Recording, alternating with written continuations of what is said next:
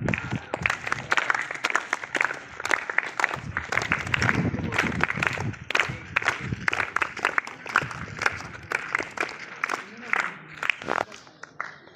A, right time. Squad. Perfect time to honor our chief dignity by Principal of Ataya Arabic and VO Exam Training Academy, N. Tariq Ahmad Alim Fulari Ustad, to honor our chief dignity with the shield.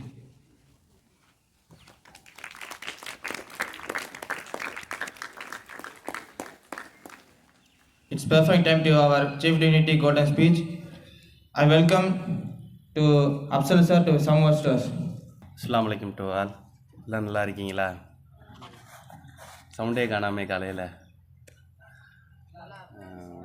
அண்ணன் போன வாரத்துலேருந்து கூப்பிட்டுக்கிட்டு இருக்காங்க. அண்ணே சொன்ன மாதிரி போன வாரம் அந்த யானைத்தந்தத்துலேருந்து இஷ்யூ ஆயிடுச்சு, அதனால் வர முடியல. அதே நான் எப்படியாவது வந்துடலாம்னே அப்படின்னு சொல்லி நானும் முயற்சி பண்ணிக்கிட்டு இருக்கப்போ வரவே சான்ஸே கிடைக்க முடியாமல் ஃபுல் டைட் ஒர்க்காக இருக்குது. அண்ணே சொன்ன மாதிரி ஃபாரஸ்ட் டிபார்ட்மெண்ட் இதுக்கு முன்னாடி யாருக்காவது அறிமுகம் இருக்குங்களா? ஃபாரஸ்ட் டிபார்ட்மெண்ட் பற்றி தெரியுமா? Forest departments means plants and animals, மரங்கள் விலங்குகள் அதை பாதுகாக்கிறதுக்குரிய பொறுப்புகளை கவர்மெண்ட்லேருந்து உருவாக்கின தனி டிபார்ட்மெண்ட் தான் ஃபாரஸ்ட் டிபார்ட்மெண்ட். இது ஒன்லி ஃபார் நேச்சர் தான். மற்ற டிபார்ட்மெண்ட்டோட பீப்புள்ஸ் ஓரியன்டாக இருக்கும். இந்த ஃபாரஸ்ட் டிபார்ட்மெண்ட் வந்து பார்த்திங்கன்னா ஃபாரஸ்ட்லேருந்து என்னென்ன கிடைக்கும் அதை சொல்லுங்கள். யாருக்காவது தெரியுங்களா? வனத்துலேருந்து என்னென்ன கிடைக்கும்? ஆக்சிஜன் கிடைக்குங்களா? வேறு என்ன கிடைக்கும்? ஃப்ரூட்ஸ் கிடைக்கும். ஃப்ரூட்ஸ் நம்ம எடுக்க முடியாது, ஃபாரஸ்ட்டில் இருக்கிறத விலங்கு தான் சாப்பிட முடியும். அடுத்து வேறு என்ன? மலைப்பகுதிகளிலேருந்து என்ன கிடைக்கும்? என்னது? மூலிகை கிடைக்கும். மூலிகை கொண்டு வரலாம். அந்த பழங்குடியினன்றவங்க மூலிகையை கலெக்ட் பண்ணி கீழே வந்து விற்பாங்க. அடுத்து என்னது? தேனா? சரி, தேனும் அந்த பழங்குடியினர் கலெக்ட் பண்ணி கொடுப்பாங்க. அடுத்து மெயினானது அண்ணன் சொன்ன மாதிரி மலைப்பொழிவில் இப்போ டேம் எல்லாம் எங்கே பில்ட் பண்ணியிருக்காங்க? ஃபாரஸ்ட் ஏரியாவில் ஒட்டி தான் டேம்ஸ் எல்லாம் இருக்கும். பார்த்துருக்கீங்களா? ஏன்னா மலை பகுதியில் மழை பெய்கிறது எல்லாமே அங்கே தான் கலெக்ட் ஆகும். கலெக்ட் ஆகி அங்கே தான் நம்ம யூஸ் பண்ணுறோம். இப்போ ஃபாரஸ்ட்டு ப்ரொடெக்ஷன்றது ரொம்ப முக்கியமான ஒன்றா மாறிடுச்சு. இப்போ பார்த்திங்கன்னா இப்போ இந்த மரங்களை வெட்டுறது அதெல்லாமே ஓரளவு குறைஞ்சிருச்சு. இப்போ வந்து அனிமல்ஸ் வந்து பார்த்திங்கன்னா திடீர்னு ஊருக்குள்ளே வந்துடுது. ஏன் வந்ததுன்னு சொல்கிறாங்கன்னா, வெயில் காலத்தில் சம்மர் டைமத்தில் பார்த்திங்கன்னா அதிகமாக யாருங்க ஃபாரஸ்ட் ஒட்டி உள்ள ஏரியாவில் ஊரில் யார் இருக்கீங்களா? இருக்கீங்க. எந்த ஊருங்க நீங்கள்? மூணாறுங்களா? அப்படின்னு நான் உங்களுக்கு தெரிஞ்சிருக்கோம். வேறு யாரும்? தென்காசி, திருநெல்வேலி. நீங்கள் எந்த ஊருங்க? திருநெல்வேலி. அங்கே தெரியும். அனிமல்ஸ் எல்லாம் வெளியே வந்துருச்சுன்னா எவ்வளோ அதுகளுக்கு ஒன்றுமே தெரியாது. இங்கோட கம்பத்தில் 2 தடவை யானை ஒரு தடவை வந்துச்சு, இன்னொரு தடவை சிறுத்தை வந்துச்சு, காட்டு மாடு வந்துச்சு. இப்போ ரீசெண்டாக ஒரு 4-5 மாதத்துக்கு முன்னாடி ஒரு சிறுத்தை வந்துச்சு. அதுகளுக்கு ஒன்றும் தெரியாது. அது பேசாமல் மூவ் ஆகிக்கிட்டே இருக்கும். மனிதர்களுடைய ஆக்டிவிட்டீஸ் மாற மாற நிறையா பேர் வந்து ஃபாரஸ்ட்டை நோக்கி என்கரேஜ்மெண்ட்டுருவாங்க. என்கரேஜ்னா ஆக்கிரமிப்பு. எல்லாம் மரங்களை வெட்டிட்டு அவங்கவுங்க தோட்டங்களை ஆக்கிடுறாங்க. முன்னாடி பார்த்திங்கன்னா ஒரு 10-15 வருஷத்துக்கு முன்னாடிலாம் இதெல்லாம் இவ்வளோ டெவலப்படாக இல்லை. ஏன்னா அண்ணனுக்கு தெரியும். அண்ணனுக்கு 20-25 வருஷத்துக்கு முன்னாடிலாம் பார்த்திங்கன்னா இப்போ தான் விவசாயம்லாம் பண்ணுறாங்க. முன்னாடிலாம் ஃபுல்லாக மரங்களாக தான் இருந்துச்சு இந்த இடம். நான் வந்து பார்த்திங்கன்னா சின்னம்னூர் வனச்சரகத்தில் ஒர்க் பண்ணுறேன் ஃபாரஸ்ட்ராக. ஃபாரஸ்ட் மீன்ஸ் தமிழில் வனவர்ன்னுருவாங்க, டெப்டி ரேஞ்சர்னு சொல்லுவாங்க. எனக்கு ஆக்சுவலாக யூனிஃபார்ம் தான். இன்றைக்கி ஒரு ஆஃபீஸில் இருந்தனால என்னால் போட்டு வர முடியல. அதே மாதிரி போலீஸ்க்குரிய யூனிஃபார்ம் தான் நாங்களும் போடுவோம். போலீஸ் வந்து மக்களுக்கு சேவை பண்ணுறதுக்கு இந்த இப்போ சிவில் ஓரியன்டாக நாங்கள் வந்து அனிமல்ஸ் பிளான்ட்ஸ் அவங்க ஓரியன்டாக தான் கேஸ்கள்லாம் நாங்கள் ஃபைல் பண்ணுவோம். வன குற்றங்களுக்கு நாங்கள் ஃபைல் பண்ணுவோம். மனித குற்றங்களுக்கு வந்து போலீஸ் டிபார்ட்மெண்ட் வந்து அவங்க ஃபைல் பண்ணுவாங்க. இப்போ வந்து கவர்மெண்ட் ஜாப்பை யார் இப்போ காலேஜ் முடிச்சுட்டு கவர்மெண்ட் ஜாப்பில் ப்ரிப்பேர் பண்ணிக்கிட்டு இருக்கீங்க? இல்லை காலேஜ் லெவலில் யார் இருக்கீங்க? இங்கே முடிச்சுட்டு கை தூக்குங்களேன். காலேஜ் முடிச்சிட்டிங்களா? எதுவும் உங்கள் கவர்மெண்ட் ஜாப்புடைய எக்ஸாம்ஸை பற்றி உங்களுக்கு தெரியுங்களா? குரூப் 4 விஏஓ ட்ரைனிங் அகாடமின்னு போட்டிருந்தாங்க. இப்போ விஏஓன்றதையும் குரூப் 4ல் கொண்டு வந்துட்டாங்க. மொத்தம் கவர்மெண்ட் எக்ஸாம்ஸ் வந்து பார்த்திங்கன்னா குரூப் 1, குரூப் 2, குரூப் 4 அப்படின்ற 4 வந்து 3 எக்ஸாம் வந்து காமனானது. யார் வேணால் எழுதலாம், டிகிரி முடித்தவங்க. உங்களுக்கு கவர்மெண்ட் ஜாப்ஸை பற்றி சொல்லலாம்ல சார்? ஆ எனக்கு பார்த்தீங்கன்னா குரூப் 1, குரூப் 2, குரூப் 4 அப்படின்றது 3 கேட்டகரி ஆஃப் எக்ஸாம்ஸ் இருக்குது. குரூப் 4ல் தான் விஏஓன்றது முன்னாடி இருந்துச்சு. ஒரு 2-3 வருஷத்துக்கு முன்னாடி விஏஓ எக்ஸாம்ன்றது தனியாக ஒரு எக்ஸாமாக நடத்திக்கிட்டு இருந்தாங்க. ஆனால் வந்து குரூப் 4ல் அதை இன்க்ளூட் பண்ணிட்டாங்க. குரூப் 4 எழுதுனா அதோடையே விஏஓன்றது நம்ம கவுன்சிலிங்கில் எடுத்துக்கலாம். விஏஓன்றது என்னன்னு யாருக்கும் தெரியுங்களா? வில்லேஜ் அட்மினிஸ்ட்ரேட்டிவ் ஆஃபீஸரா? ஒரு வில்லேஜுக்கு கிராமத்துக்கு அவர் தான் இன்சார்ஜ், அதான் விஏஓ. இப்போ என்னென்னா இப்போ குரூப் 4 பார்த்தீங்கன்னா குரூப் 4 லெவல் வந்து பார்த்தீங்கன்னா கொஞ்சம் பேசிக் லெவல் மாதிரி, ஜூனியர் அசிஸ்டண்ட்டுன்னு சொல்லுவாங்க. ஒரு ஆஃபீஸில் வந்து பார்த்தீங்கன்னா ஜூனியர் அசிஸ்டண்ட், சூப்பரண்ட்டு, அடுத்து சூப்பரண்ட்டுக்கு மேலே அந்த இன்சார்ஜ், அந்த டிஸ்ட்ரிக்ட் இன்சார்ஜ் இருப்பாங்க ஒரு ஜென்ரலாக. இப்போ ஜூனியர் அசிஸ்டன்ட்றது குரூப் 4 லெவலில் நீங்கள் போனீங்கன்னா குரூப் 4 எக்ஸாம் நீங்கள் எழுதலாம். குரூப் 4க்கு அது வந்து பேசிக்காக வந்து பார்த்தீங்கன்னா 10th குவாலிஃபிகேஷன். அது 10th முடித்தவங்க யார் வேணால் எழுதலாம் குரூப் 4ன்றதை. அது வந்து பார்த்திங்கன்னா சிலபஸ் அந்தந்த இயருக்கு கவர்மெண்ட் இந்த சிலபஸை ரிஃபைன் பண்ணிக்கிட்டே இருப்பாங்க, மாற்றிக்கிட்டே இருப்பாங்க. ஒன்றும் இல்லை, அந்த ஸ்கூல் புக்கு தான் 6th to 12th வந்து படிக்கிற மாதிரி இருக்கும். நீங்கள் அது குரூப் 4ல் பார்த்தீங்கன்னா 6th to 10th தான் படிக்கிற மாதிரி இருக்கும். அடுத்த கிரேட் போயிட்டிங்கன்னா குரூப் 2 வந்து பார்த்தீங்கன்னா டிகிரி ஸ்டாண்டர்ட்னு சொல்லுவாங்க. அது வந்து அசிஸ்டண்ட் கிரேட் மாதிரி. ஜூனியர் அசிஸ்டண்ட்லேருந்து ஒரு ஆள் குரூப் 4ல் போனார்னா குரூப் 2க்கு போகிறதுக்கு ஒரு 4-5 வருஷம் ஆகும். ஸ்ட்ரெயிட்டாக குரூப் 2 எக்ஸாம் டிகிரி முடித்தவங்க எழுதலாம். அதுக்கு இதே மாதிரி தான் கவர்மெண்ட்டில் சிலபஸ் வைப்பாங்க. அது வந்து எல்லாமே பார்த்திங்கன்னா ஒரே எக்ஸாம் தான். ஒரு எக்ஸாம் நடக்கும், அடுத்து உங்களுக்கு கவுன்சிலிங் மாதிரி கூப்பிடுவாங்க. அதில் நீங்கள் போனீங்கன்னா உங்களுக்கு மார்க் பிரகாரம் நம்ம எடுத்துக்கலாம். அடுத்து குரூப் 2 வந்து பார்த்திங்கன்னா டிகிரி ஸ்டாண்டர்டு. குரூப் 1 பார்த்தீங்கன்னா குரூப் 2லேயே 2 இருக்குது, இன்டர்வியூ, நான் இன்டர்வியூ. குரூப் 2ல் வந்து பார்த்திங்கன்னா இன்டர்வியூ ஸ்கேல் வந்து பார்த்திங்கன்னா அது கொஞ்சம் ஸ்டாண்டர்ட் கொஞ்சம் ஹையாக இருக்கும். ஹை மீன்ஸ் குரூப் 1க்கு கொஞ்சம் கீழே இருக்கும். குரூப் 1ல் வந்து பார்த்திங்கன்னா டிஎஸ்பி, அடுத்து வந்து டெப்டி கலெக்டர், அடுத்து வந்து டிஸ்ட்ரிக்ட் ரிஜிஸ்ட்ரார், அந்த மாதிரி உள்ள போஸ்ட் எல்லாமே குரூப் 1ல் வரும். இதெல்லாம் பார்த்திங்கன்னா நீங்கள் ஆரம்பத்தில் இப்போ காம்படிட்டிவ் எக்ஸாமுக்கு நான் ப்ரிப்பேர் பண்ண போகிறேன்றவங்க காலேஜ் படிக்கிறப்பே நீங்கள் சைட் பை சைடு இதை படிச்சிங்கன்னா தான் உங்களுக்கு அதில் நீங்கள் ப்ரிப்பேர் ஆக முடியும். இப்போ காலேஜ் முடிச்சுட்டு போகிறப்ப நம்ம பார்த்தீங்கன்னா காம்படிட்டிவ் எக்ஸாம்ன்றப்ப ஒரு 10 போஸ்ட்டு தான் இருக்கும். எழுதுறது வந்து பார்த்திங்கன்னா ஒரு 4 லட்சம் பேர் எழுதுவாங்க. 10 போஸ்ட்டுக்கு 4 லட்சம் பேர் எழுதுன்றப்ப போட்டிகள் வந்து கொஞ்சம் கடுமையாக தான் இருக்கும். அப்படின்றப்ப நீங்கள் வந்து காலேஜ் படிக்கிறப்பே நம்ம உங்கள் டார்கெட் இதுன்னு ஃபிக்ஸ் பண்ணிட்டீங்கன்னா அதுக்கு சைட் பை சைட் படிச்சுக்கிட்டே வரணும். டைம் ஒதுக்கி நீங்கள் ப்ரிப்பேர் பண்ணணும். நான் பார்த்தீங்கன்னா காலேஜ் படித்தது வந்து சென்னையில் படித்தேன், Crescent engineering college, BS Abdul Rahman engineering காலேஜில் இசிஇ படித்தேன். அப்போ எனக்கு கவர்மெண்ட் ஜாப்பை பற்றிலாம் அறிமுகம்லாம் கிடையாது. அப்புறம் காலேஜ் முடித்ததுக்கப்புறம் தான் என்னோட நண்பர்கள் சில பேர் இது படிக்கணும், அப்போ நல்ல ஒரு ஸ்கோப் இருக்குது கவர்மெண்ட் லைனே எனக்கு அப்போ தான் தெரியும். எனக்கு இந்த மாதிரி எக்ஸ்பிளைன் பண்ணுறதுலாம் யாரும் எனக்கு எக்ஸ்பிளைன் பண்ணதில்லை அந்த டயத்தில். அப்போ யதார்த்தமாக முடிச்சுட்டு காலேஜ் முடிச்சுட்டு தான் நான் ப்ரிப்பேர் பண்ணேன். ப்ரிப்பேர் பண்ணுறதுக்கே எனக்கு டைம் எடுத்துக்கிடுச்சு, ஒரு 1.5 years ஆயிடுச்சு. 2014ல் முடித்தேன், 2015, 16, 1 year கன்ஃபார்மாக. நம்ம 12th எக்ஸாம் எப்படி படிப்போமோ அப்படி படித்தாவே 1 year 1.5 year ஆயிரும். அதுக்கு தான் நீங்கள் அந்த ப்ரிப்பரேஷனை வந்து அந்த காலேஜ் அப்போயே நீங்கள் ஸ்டார்ட் பண்ணிட்டீங்கன்னா உங்களுக்கு சைடு பை சைடு உங்களுக்கு ஈஸியாக இருக்கும். எக்ஸாமுக்கு ஒரு 3 monthsக்கு முன்னாடியே உங்களுக்கு நோட்டிஃபிகேஷன் கொடுத்துருவாங்க. நோட்டிஃபிகேஷன்னா இந்த வருஷம் வந்து இந்த எக்ஸாம் நடக்க போகுது அப்படின்றது முன்கூட்டியே சொல்லிடுவாங்க. எக்ஸாம் அப்ளை பண்ணிவிட்டு ஒரு 2 மாதத்துக்கு அப்புறம் தான் உங்களுக்கு எக்ஸாம் நடக்கும். நம்மளே சென்டர் எங்கேன்னு செலக்ட் பண்ணிக்கலாம். உங்கள் ஊராக இருந்தாலும் செலக்ட் பண்ணிக்கலாம், இல்லை தேனினா தேனி, கம்பம் செலக்ட் பண்ண முடியாது, டிஸ்ட்ரிக்ட் வைஸ் மட்டும் செலக்ட் பண்ணலாம். இப்போ வந்து அந்த மாதிரி ப்ரிப்பேர் பண்ணிங்கன்னா உங்களுக்கு இந்த காம்படிட்டிவ் எக்ஸாமில் நம்ம கொஞ்சம் உள்ளே போகிறதுக்கு கொஞ்சம் காம்படிஷன் மாதிரிலாம் இல்லை, ரொம்ப அதிகமாகிடுச்சு இப்போ. அப்படின்றப்ப நீங்கள் அதுக்கு தகுந்தாப்பில் ப்ரிப்பேர் பண்ணிக்கலாம். இது சம்மந்தமாக வேறு எதுவும் உங்களுடைய சந்தேகம் இருக்குங்களா? எக்ஸாம் சம்மந்தமாக, ஜென்ரலாக ஃபாரஸ்ட் சம்மந்தமாக, என்னோட டிபார்ட்மெண்ட் ஃபாரஸ்ட் டிபார்ட்மெண்ட் எதுனாலும் நீங்கள் கேட்கலாம். இது இருக்குங்களா? நான் அமைதியாக இருக்கீங்க எல்லாரும்.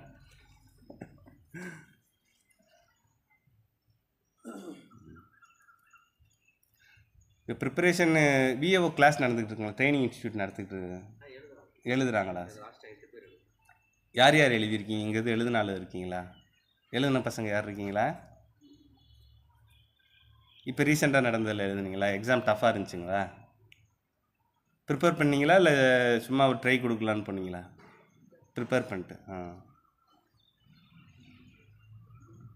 எதுனாலும் இந்த எக்ஸாம் ஓரியன்டாக எது டவுட்னாலும் நீங்கள் என்னை காண்டாக்ட் பண்ணலாம், ஒன்றும் பிரச்சனை இல்லை. எப்போ வேணால் என் நம்பர் பிரின்ஸிபல் சார்கிட்ட கொடுத்துட்டு போகிறேன். எதுனாலும் நீங்கள் சொல்லுங்கள் சார். இந்த எக்ஸாம் ஓரியன்டாக சிலபஸ் ஓரியன்டாக ஏதாவது கிளாஸ் நடத்துனாலுமே நான் வந்து ஏதாவது ஸ்பெஷல் கிளாஸ் மாதிரி விட ஃப்ரீயாக இருக்கிற டைம் வாய்ப்பு இருந்தால் நான் எல்லாம் பண்ணி கொடுக்குறேன் சார்.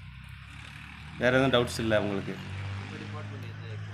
அது வந்து குரூப் 2 இன்டர்வியூ ஸ்கேலில் வருது. குரூப் 2 நான் 2 சொன்னேன் பார்த்தீங்களா, நான் இன்டர்வியூ நான் இன்டர்வியூ. குரூப் 2 இன்டர்வியூ ஸ்கேலில் உள்ள எக்ஸாமில் 2015 எழுதுனேன். நான் 2015 எழுதி 1 இயர். இதில் நான் எழுதின எக்ஸாம் வந்து பார்த்திங்கன்னா எக்ஸாம் மட்டும் இல்லை, இன்டர்வியூ இருக்குது. ப்ளஸ் வந்து ஃபிசிக்கல் ஃபிட்னஸ்னு ஒரு 4 மணி நேரத்தில் 25 கிலோமீட்டர் நம்ம நடக்கணும், இல்லாட்டி ஓடணும். ஒரு கிரவுண்டில் விட்டுருவாங்க. கிரவுண்ட் இல்லாட்டி ஒரு பெரிய ஒரு ஊரில் நம்மளை இறக்கி விட்ருவாங்க. இறக்கி விட்டுட்டு ஒரு 25 கிலோமீட்ரு நீங்கள் நடக்கணும், இல்லாட்டி ஓடணும். டைம் ஸ்டார்ட் பண்ணிடுவாங்க எல்லாத்துக்கும். ஸ்டார்ட் பண்ணிவிட்டு அந்த 25வது கிலோமீட்டரில் அவங்க போயிடுவாங்க, காரில் போயிடுவாங்க. நம்ம அதுக்குள்ளே வந்து சில பேருக்குலாம் நடந்து வருவாங்க, சில பேர் ஓடி நடந்து அந்த மாதிரி ஒரு ஃபிசிக்கல் ஃபிட்னஸ் நான் என்னுடைய எக்ஸாமில் நான் போன ஜாபில் இருக்குது. அது மட்டும் இருக்குது, மற்றதில் இருக்காது. மற்றதில் இன்டர்வியூ மட்டும் இருக்கும். இதில் வந்து ஹைட்டு செஸ்ட்டு பார்ப்பாங்க. ஹைட் வந்து 165க்கு மேலே இருக்கணும் ஹைட்டு. அதே மாதிரி செஸ்ட்டு எக்ஸ்பென்ஷன்னு சொல்லுவாங்க. செஸ்ட் எக்ஸ்பென்ஷன்னா நார்மலாக இருந்துட்டு கொஞ்சம் மூச்சு இழுக்கிறப்ப ஒரு 5 சென்டிமீட்டர் குறைஞ்சது வரணும். அந்த 5 சென்டிமீட்டர் அந்த டிஃப்ரென்ஸ் வரணும். எக்ஸ்பேன்ஷன், இன்ஸ்பிரேஷன், எக்ஸ்பிரேஷன் சொல்லுவாங்க. மூச்சை இழுக்கிறப்ப மூச்சை விடுறப்ப உங்களுக்கு 5 சென்டிமீட்டர் வித்தியாசம் வரணும். அப்படி வராட்டியும் ரிஜெக்ட் பண்ணிடுவாங்க. ஹைட்டு அதுக்கு கம்மியாக இருந்தால் ரிஜெக்ட் பண்ணிடுவாங்க. அப்படி இல்லாட்டி இது 2 பாஸ் ஆனால் தான் அந்த வாக்கிங் டெஸ்ட்டுக்கு நம்ம அலோவ் பண்ணுவாங்க. வாக்கிங் டெஸ்ட்டுனா அந்த சொன்ன மாதிரி ஒரு ஸ்டார்டிங் டைம் மட்டும் ஃபிக்ஸ் பண்ணிட்டு, இல்லாட்டி நம்மள்ட்ட அந்த ஒரு சென்சார் மாதிரி கொடுத்துருவாங்க. நம்ம வந்து எல்லாத்தையும் மொத்தமாக ஒரு 100 பேர் இருந்தால் ஓட விட்டுருவாங்க. நம்ம அந்த ஒரு பாயிண்ட்டு கிராஸ் பண்ணுறப்ப நம்மளை எத்தனை ரவுண்டு ஓடுறோம் அப்படின்றத நோட் பண்ணிக்கிட்டே இருக்கும். அந்த முடிகிற டயத்துக்குள்ளே இப்போ 4 மணி நேரம்ன்றப்ப 3.5 மணி நேரத்துலேயும் முடிக்கலாம், 3:50க்கு முடிக்கலாம். அந்த டயத்துக்குள்ளே முடிக்கிறவங்க இப்போ குவாலிஃபைடு, இல்லாட்டி ரிஜெக்டன்ற மாதிரி பண்ணிடுவாங்க. அது வந்து பேசிக் வந்து ஃபாரஸ்ட் டிபார்ட்மெண்ட்டில் நடக்கிறது கொஞ்சம் ஹில்ஸில் கொஞ்சம் நடக்க வேண்டியது இருக்கும். கொஞ்சம் ஒரு இன்டீரியராக ஒரு மலைக்குள்ளே போயிட்டு அடுத்த மலைக்கு போகிறோன்னாமே ஒரு 3 மணி நேரம் ஆகி போயிடும். இடையில ஒரு இடத்துல ஒரு இஷ்யூ ஆகிருக்கு, யானை இறந்துருக்கு, ஏதாவது ஒரு விஷயமா போகிறாங்கன்னா அந்த இடத்துல இருந்து ஊருக்கு வர்றதுக்கே ஒரு மலை வழியாகவே வர்றதுக்கே ஒரு 2-3 மணி நேரம் ஆயிருன்றனால இந்த ஒரு டெஸ்ட் வச்சுருக்காங்க. அதனால இந்த டெஸ்ட்டு பாஸ் பண்ணால் அடுத்து இன்டர்வியூ வைப்பாங்க. அதில் இது குரூப் 2 இன்டர்வியூ ஸ்கேலில் இது எங்கள் போஸ்ட்டில் மட்டும் இது ஒன்று எக்ஸ்ட்ரா ஆட் பண்ணியிருக்காங்க. வேறு எதுவும் டவுட்ஸ் இருக்குங்களா சார்? இன்ஜினியரிங் பேக்ரவுண்ட், நான் வந்து இசி எலக்ட்ரானிக் கம்யூனிகேஷன் இன்ஜினியர்.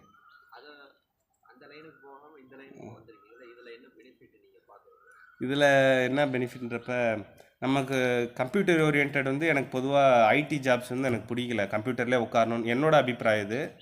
அது ஐடியில் உட்காந்து கம்ப்யூட்டரில் இது பண்ணணுன்றது எனக்கு கொஞ்சம் விருப்பம் இல்லாததுனால நாங்கள் காம்படிட்டிவ் எக்ஸாம் எழுதுனேன். நிறைய எக்ஸாம் விஓக்கு பாஸ் பண்ணியிருக்கேன். விஓ பாஸ் பண்ணியிருக்கேன். ஒரே டயத்தில் 4 எக்ஸாம் கிளியர் பண்ணேன். விஓ பாஸ் பண்ணியிருக்கேன், குரூப் 2A பாஸ் பண்ணியிருக்கேன். எல்லாமே பாஸ் பண்ணதில் இது கொஞ்சம் சேலரி கொஞ்சம் அதிகமான கிரேடு ப்ளஸ் சேலரி இது வந்து அதிகமாக ஆரம்பத்திலே கிரேட் பே வந்து 20ன்னு சொல்லுவாங்க. அது ஆரம்பத்தில் இப்போ வேலைக்கு நீங்கள் ஜாயின் பண்ணிட்டீங்கன்னா ஒரு 50 to 60க்குள்ளே உங்களுக்கு ஆரம்பத்திலே கொடுத்துருவாங்க. இயர்லி உங்களுக்கு கவர்மெண்ட் ஜாப்பில் இருந்தீங்கன்னா இயர்லி உங்களுக்கு இன்க்ரிமெண்ட் பண்ணுவாங்க. இன்க்ரிமெண்ட் மீன்ஸ் ரெகுலராக சில கம்பெனிலாம் பார்த்தீங்கன்னா ப்ரைவேட் கம்பெனியில் வேலை பார்த்தா தான் இன்க்ரிமெண்ட் அப்படிலாம். இப்போ வேலை பார்க்குறோமோ இல்லையோ கவர்மெண்ட் ஜாப்பில் வந்து வருஷம் ஆனால் உங்களுக்கு சம்பளத்தை ஏற்றிடுவாங்க. அதே மாதிரி கவர்மெண்ட் ஜாப்பில் ஒரு சில சலுகைகள்லாம் இருக்குது. அதை ஒரு சில பேர்லாம் சொல்லுவாங்க, கவர்மெண்ட் ஜாப் ஏன் எடுக்கிறீங்கன்னு கேட்டால் வேலை கம்மியாக தான் சார் இருக்கும் அப்படிலாம் ஒரு சில அப்படிலாம் ஒரு தவறான அபிப்பிராயம் வச்சுருக்காங்க. ஆனால் எல்லாத்துலேயும் வேலை பார்த்து தானும் வேலை இருக்கும். வேறு என்ன சார் அடுத்தது டவுட்ஸ் இருக்குங்களா? வேறு எதுவும் கேட்கணுமா?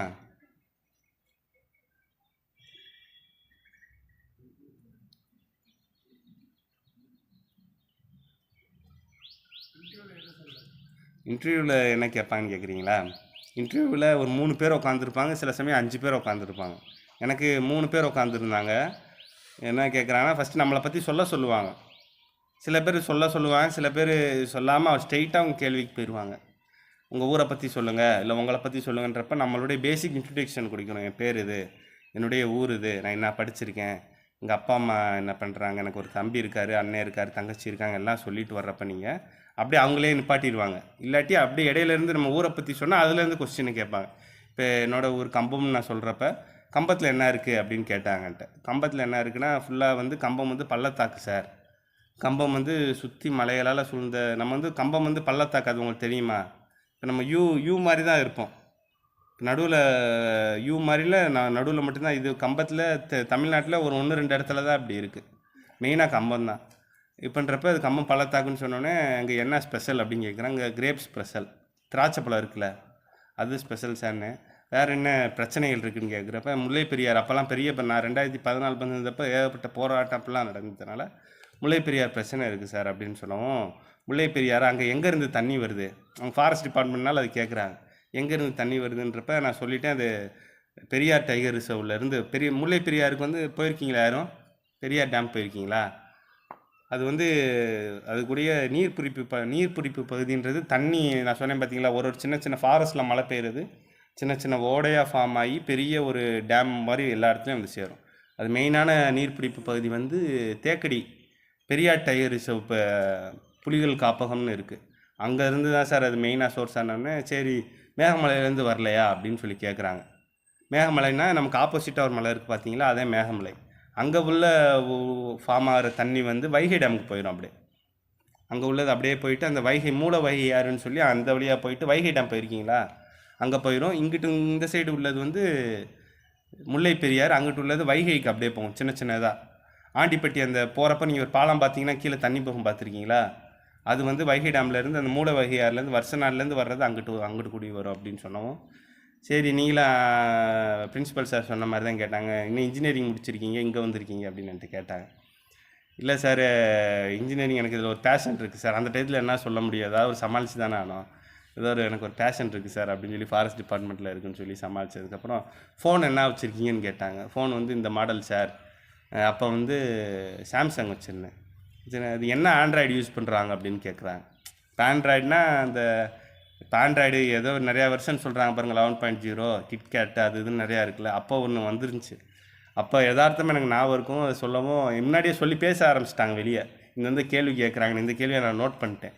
அப்படியே நெட்டில் பார்த்து தெரிஞ்சுக்கிட்டு இந்த ஒரு இதுதான் அப்படின்னு சொல்லி நான் ரெடி ஆகிட்டேன். ரெடி ஆகிட்டு இந்த ஒரு கேள்வி கேட்டாங்க, ஃபோன் என்ன யூஸ் பண்ணுறீங்க, என்ன மாடல் யூஸ் பண்ணுறீங்க, என்ன ஆண்ட்ராய்டுன்னு சொல்லி கேட்டாங்க. அதை நான் ஏற்கனவே தெரிஞ்சனால அதை நான் சொல்லிட்டேன், தெரியாட்டி சொல்லியிருக்க முடியாது. அப்புறம் வந்து பார்த்திங்கன்னா இன்னொரு கஷ்டமான ஒன்று கேட்டாங்க, இந்த இன்ஜினியரிங்கில் ப்ராஜெக்ட் பண்ணிங்களே அப்படின்னு கேட்டோம். எனக்கு தெரியல சார் அப்படின்னு சொல்லிட்டேன். எனக்கு தெரியலன்னு சொல்லிடணும், இன்டர்வியூவில் மழுப்பக்கூடாது. எனக்கு தெரியுதுன்னா தெரிஞ்சால் மட்டும் பதில் சொன்னோம், தெரியாட்டி வந்து எனக்கு தெரியலன்னு சொல்லிட்டு அடுத்த கேள்விக்கு போயிடுவாங்க. நான் இப்படி அப்படின்னு நீங்கள் உழப்புனீங்கன்னா அவங்க பிடிச்சிக்கிடுவாங்க. ஆஹா இவர் இன்னும் கொஞ்சம் 2-3 கேட்டால் இவரை போட்டு தாக்கிடலாம் அப்படின்னு சொல்லி பிளான் போயிடுவாங்க. அது ஒன்று தெரியலன்னு சொல்லிட்டேன். இன்னொன்று வந்து நியூட்டன்ஸ் 3rd லாவோ ஏதோ ஒன்று கேட்டாங்க, அதுவும் சொல்லிட்டேன். Newton's 3rd Lao Paradise 2nd Lao ஏதோ ஒன்று கேட்டாங்க, அது ஒன்று சொல்லியாச்சு. அடுத்து இன்னும் 2-3 கேள்விக்கு நான் தெரியலன்னே சொல்லிட்டேன். சொன்னன்றனால ஓகேன்னு சொல்லி விட்டுட்டாங்க. அதே மாதிரி முடிஞ்சிருச்சு. இன்டர்வியூ முடிச்சுட்டு போகிறப்ப அவங்க என்ன அப்படின்னா உள்ளே வந்து நம்ம உள்ளே வர்றப்ப நம்மளோட ட்ரெஸ் கோடு பார்ப்பாங்க. எப்படி உட்காடுறாரு, எப்படி பேசுகிறாரு, நீட்டாக பேசுகிறாரா இல்லை மாற்றி மாற்றி பேசுகிறாரா, அதெல்லாம் நல்லா நம்ம கேள்விக்கு பதில் சொல்கிறோமோ இல்லையோ நம்மளை நல்லா அப்சர்வ் பண்ணுவாங்க. 3 பேருமே பார்த்திங்கன்னா டிஸ்ட்ரிக்ட் லெவல் ஆஃபீஸர். அப்போ இருந்தவங்களாம் பார்த்திங்கன்னா அவரெல்லாம் ரிட்டையர் ஆகிட்டாங்க. எங்களுக்கு 4 டிஸ்ட்ரிக்ட்டுக்கு ஹெட்டு ஒரு 3 பேர் இருந்தாங்க, அவங்க வந்திருந்தாங்க. எனக்கு அவங்க 3 பேர் 4 டிஸ்ட்ரிக்ட் ஹெட்டுன்றதே வேலைக்கு சேர்ந்ததுக்கப்புறம் தான் அவங்கள சரி இவங்க தான் நமக்கு வந்தாங்கன்றதே எனக்கு தெரிஞ்சு. அது அந்த ப்ரெசன்ஸ் ஆஃப் மைண்டு தான். இன்டர்வியூவர் வந்து இப்போ நம்ம உட்கார்றப்ப அவங்க என்ன கேட்குறாங்களோ அவங்க பொறுத்த திடீர்னு நம்மளை பற்றி சொல்லுவாங்க, நம்ம ஜாப்பை பற்றியே கொண்டு போயிடுவாங்க. இப்போ நீங்கள் இதுக்கு முன்னாடி எதுவும் ஒர்க் பண்ணீங்களான்னு கேட்குறப்ப நான் ஐடியில் ஒர்க் பண்ணேன்னா அந்த லைன்லேயே கொண்டு போயிடுவாங்க.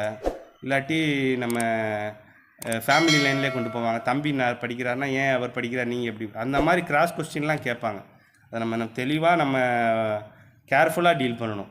அது உங்களுக்கு முன்னாடியே நீங்கள் இன்டர்வியூ போகிறப்ப அது உங்களுக்கு யூடியூப்லாம் இப்போ நிறையா வந்துருச்சு. யூடியூப் பார்த்தீங்கன்னாவே சொல்லிடுவாங்க இப்படி பேசிக்காக தெரிஞ்சால் சொல்லணும், தெரியாட்டி நிறையா வந்துருச்சு. நான் இருக்கப்பெல்லாம் 2014 அந்த நாலேஜ் இல்லை அவ்வளோவா. ஆனால் மார்க் இன்டர்வியூ மாதிரி சென்னையில் அட்டன் பண்ணேன் நான். ஒரு 2-3 மார்க் இன்டர்வியூனா இதே மாதிரி உங்களை சேருக்கு முன்னாடி ஒருத்தவர் கேட்பார். அந்த மாதிரி மார்க் இன்டர்வியூலாம் நிறைய ஆப்ஷன் இருக்குது. நீங்கள் எக்ஸாம் பாஸ் பண்ணிங்கன்னா அந்த மாதிரி ஆப்ஷனையும் ஏற்படுத்தி கொடுத்துடலாம்.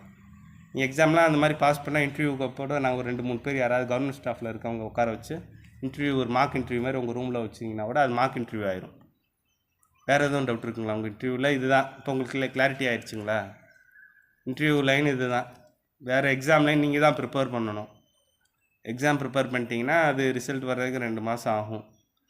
குரூப் 4க்கு தேவை இருக்கா, குரூப் 2லேயும் தேவை இருக்காதுன்னு நினைக்கிறேன். மெயின்ஸ் தெரியுங்களா? மெயின்ஸ் எக்ஸாம் உங்களுக்கு தெரியுங்களா யாருக்காவது? குரூப் 2லேயே இன்டர்வியூவில் மெயின்ஸுன்னு இருக்குது. குரூப் 1ல் வந்து அப்ஜெக்டிவ் டைப் மாதிரி இருக்கும். அப்ஜெக்டிவ் டைப் பாஸ் பண்ணிட்டீங்கன்னா அடுத்தது அதில் குவாலிஃபை ஆகிறவங்க தான் அடுத்த ஸ்டேஜுக்கு போவாங்க. குரூப் 1ல் மெயின்ஸுன்றப்ப நம்ம 12th எழுதுகிற மாதிரி டிஸ்கிரிப்டிவாக இருக்கும். 30 மார்க்கு 20 மார்க்கு எஸ்ஏ எழுதணும் அந்த மாதிரி இருக்கும். அதில் பாஸ் ஆகிறவங்கள தான் குரூப் 1ல் இன்டர்வியூ கூப்பிடுவாங்க. குரூப் 1ல் மட்டும் 3 exam, preliminary, mains, interview. Group 1ல் மட்டும். குரூப் 2ல் இது கிடையாது. குரூப் 1ல் மட்டும் ப்ரிலிமினரி, மெயின்ஸு, இன்டர்வியூ. குரூப் 1ன்றப்ப உங்களுக்கு போஸ்டிங் ரொம்ப கம்மியாக தான் இருக்கும். தமிழ்நாடு லெவலில் ஒரு 100 போஸ்ட்டுக்கு கம்மியாக தான் எப்போயுமே இருக்கும். 50 போஸ்ட்டுக்கு கீழே தான் இருக்கும். அப்படின்றப்ப காம்படிஷன் வந்து பார்த்திங்கன்னா ப்ரிப்பேர் பண்ணி கவர்மெண்ட் வேலையில் இருக்கவங்க தான் அதை ப்ரிப்பேர் பண்ணிக்கிட்டே இருப்பாங்க. அப்படின்றப்ப காம்படிஷன் ஹெவியாக இருக்கும். வேறு எதுவும் சந்தேகம் இருக்குங்களா? குரூப் 1, குரூப் 2, குரூப் 4 பற்றி சொல்லியாச்சு. இன்டர்வியூ பற்றி சொல்லியாச்சு. ஒரு கவர்மெண்ட்டை பொறுத்தளவு நிறையா டிபார்ட்மெண்ட்ஸ் இருக்கும். வேறு டிபார்ட்மெண்ட்ஸ் இருக்கும். அதை நீங்கள் பாஸ் பண்ணி போனால் தான் மார்க் தந்தாப்பில் டிபார்ட்மெண்ட் வைஸ் எடுத்துக்கிடுவாங்க கவுன்சிலிங்கில். கவுன்சிலிங் இருக்குது. கடைசியாக ஃபைனலாக கவுன்சிலிங் நீங்கள் எக்ஸாமில் பாஸ் பண்ணி இது பண்ணிட்டீங்கன்னா உங்களுக்கு டிஎன்பிசிலேருந்து உங்களை கூப்பிடுவாங்க. நீங்கள் வந்து எக்ஸாம் பாஸ் பண்ணிட்டீங்கன்னு சொல்லி உங்களுக்கே தெரிஞ்சிடும். நீங்கள் இந்த ரேங்க்கில் இருக்கீங்க, நீங்கள் உங்கள் சர்டிஃபிகேட் எல்லாம் எடுத்துகிட்டு வாங்க சென்னைக்கு அப்படின்னு சொல்லி உங்களுக்கு ஒரு லெட்ரு வரும். இல்லாட்டி உங்களுக்கு மெசேஜ் வரும், இல்லாட்டி மெயில் வரும். வந்ததுக்கப்புறம் நீங்கள் இது போனதுக்கப்புறம் உங்கள் சர்டிஃபிகேட் வந்து நம்ம அப்லோட் பண்ணுறப்ப தெளிவாக அப்லோட் பண்ணணும். சர்டிஃபிகேட் வந்து நீங்கள் வந்து எக்ஸாம் ப்ரிப்பேர் பண்ணுறப்ப உங்கள் சர்டிஃபிகேட் நம்பரு எல்லாமே நீங்கள் அப்டேட் பண்ணுறீங்க பார்த்தீங்களா ஆன்லைனில். எக்ஸாம் ப்ரிப்பேர் பண்ணுறப்ப அந்த சர்டிஃபிகேட் நம்பர் முதல் கொண்டு செக் பண்ணுவாங்க டிஎன்பிசி. எல்லாமே ஏதாவது மிஸ்டேக் பண்ணிட்டீங்கன்னா உங்களை ரிஜெக்ட் பண்ணுறதுக்கு வாய்ப்பு இருக்குது. ஒரு சில இதில் community certificate number, 10th certificate number, 12th certificate number, college certificate number, degree certificate number, அடுத்து உங்களுடைய பேர், ஆதார் நம்பர் எல்லாமே கொஞ்சம் தெளிவாக கேர்ஃபுல்லாக கவனமாக அப்ளை பண்ணுறப்ப கொடுங்க. ஏன்னா அவங்க வெரிஃபை பண்ணுறதுக்கு ஒரு நாள் தனியாக கூப்பிட்டு வச்சு வெரிஃபை பண்ணி பார்ப்பானு 3 பேர் செக் பண்ணுவாங்க டிஎன்பி.